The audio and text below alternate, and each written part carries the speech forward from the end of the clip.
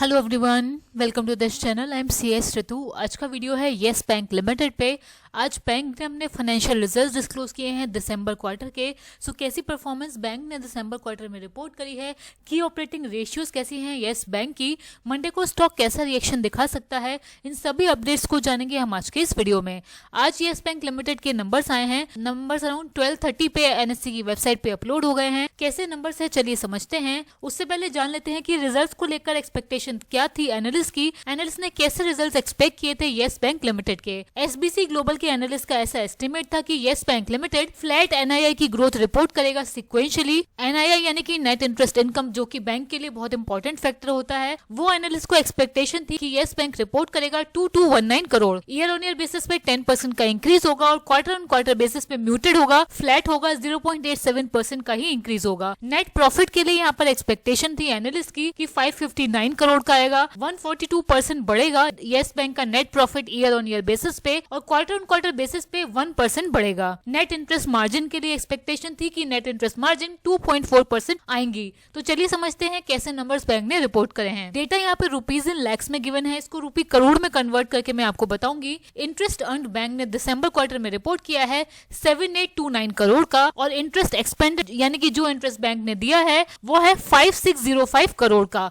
इन दोनों को अगर रिड्यूस करें तो ये आता है 2224। तो 2224 यानी कि 2224 करोड़ बैंक की नेट इंटरेस्ट इनकम है। इसको अगर लास्ट ईयर से कंपेयर करें तो नेट इंटरेस्ट इनकम में बैंक ने 10% की ग्रोथ रिपोर्ट करी है और लास्ट क्वार्टर से म्यूटेड है, 1% की ग्रोथ है। जैसा कि एनालिस्ट का एस्टिमेट था तो नेट इंटरेस्ट इनकम उसी एक्सपेक्टेशन के हिसाब से बैंक ने रिपोर्ट करी है। क्वार्टर ऑन क्वार्टर सिर्फ 1% की ग्रोथ है एंड लास्ट ईयर से 10.2% की नेट इंटरेस्ट इनकम में बैंक ने ग्रोथ रिपोर्ट करी है। टोटल एक्सपेंडिचर आया है बैंक का 8262 करोड़ का। एक्सपेंडिचर लास्ट क्वार्टर से भी इंक्रीज हुआ है, लास्ट ईयर दिसंबर क्वार्टर से भी बैंक का इंक्रीज हुआ है। ऑपरेटिंग प्रॉफिट आया है 1079 करोड़ का, जो कि लास्ट क्वार्टर और लास्ट ईयर दोनों तरीके से इंक्रीज हुआ है। बैंक के प्रोविजन में यहाँ पर अच्छा खासा डिक्लाइन देखने को मिल रहा है और उसकी वजह से बहुत अच्छी प्रॉफिटेबिलिटी बैंक ने इस बार रिपोर्ट करी है। प्रोविजन आए हैं बैंक के 258 करोड़ के। लास्ट क्वार्टर में 297 करोड़ के प्रोविजन थे, 13% का लास्ट क्वार्टर से डिक्लाइन है, और लास्ट ईयर से अगर देखें तो 53% का प्रोविजन में डिक्लाइन बैंक ने रिपोर्ट किया है। एंड नेट प्रॉफिट यानी कि आफ्टर ऑल टैक्सेस कंपनी की प्रॉफिट की बात करें तो ये है 612 करोड़, 612 करोड़ का नेट प्रॉफिट बैंक ने रिपोर्ट किया है, जो कि लास्ट ईयर के दिसंबर क्वार्टर में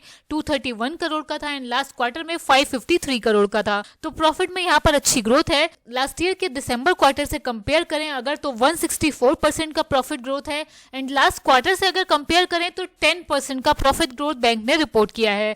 तो प्रॉफिटेबिलिटी इस बार अच्छी आई है येस बैंक लिमिटेड की। प्रॉफिटेबिलिटी को एनालिस्ट के एस्टीमेट से भी अगर कंपेयर करें, एनालिस्ट का एस्टीमेट था 559 करोड़ का नेट प्रॉफिट बैंक रिपोर्ट करेगा। एनालिस्ट के एस्टीमेट को भी बैंक के नेट प्रॉफिट ने यहाँ पर बीट किया है। ईपीएस आया है 0.2 रुपीज, जो कि इंप्रूव हुआ है लास्ट क्वार्टर से भी and last year December quarter से भी। एसेट क्वालिटी बैंक की चेक करें, एसेट क्वालिटी में भी इंप्रूवमेंट है। ग्रॉस एनपीए आया है 1.6%, जो कि लास्ट ईयर के कंपैरिजन में डिक्लाइन हुआ है, लास्ट क्वार्टर से सेम टर्म्स पे है। नेट एनपीए आया है 0.5%, ये लास्ट ईयर के कंपैरिजन में डिक्लाइन हुआ है, लास्ट क्वार्टर से सेम टर्म्स पे हैं। रिटर्न ऑन एसेट आया है 0.6%, जो कि लास्ट क्वार्टर में 0.5% था और लास्ट ईयर के दिसंबर क्वार्टर में 0.2% था, तो इसमें भी यहाँ पर इंप्रूवमेंट है। नंबर्स की हाईलाइट की बात करें, 612 करोड़ का प्रॉफिट है, क्वार्टर ऑन क्वार्टर 10.7% की ग्रोथ है, ईयर ऑन ईयर 164% की प्रॉफिट ग्रोथ बैंक ने रिपोर्ट करी है।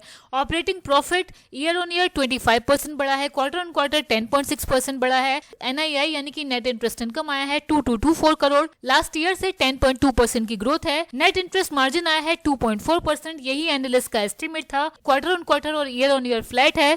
प्रोविजंस में यहाँ पर अच्छा डिक्लाइन है, 12.9% क्वार्टर ऑन क्वार्टर डिक्लाइन हुए हैं and 53.4% year on year decline हुए हैं।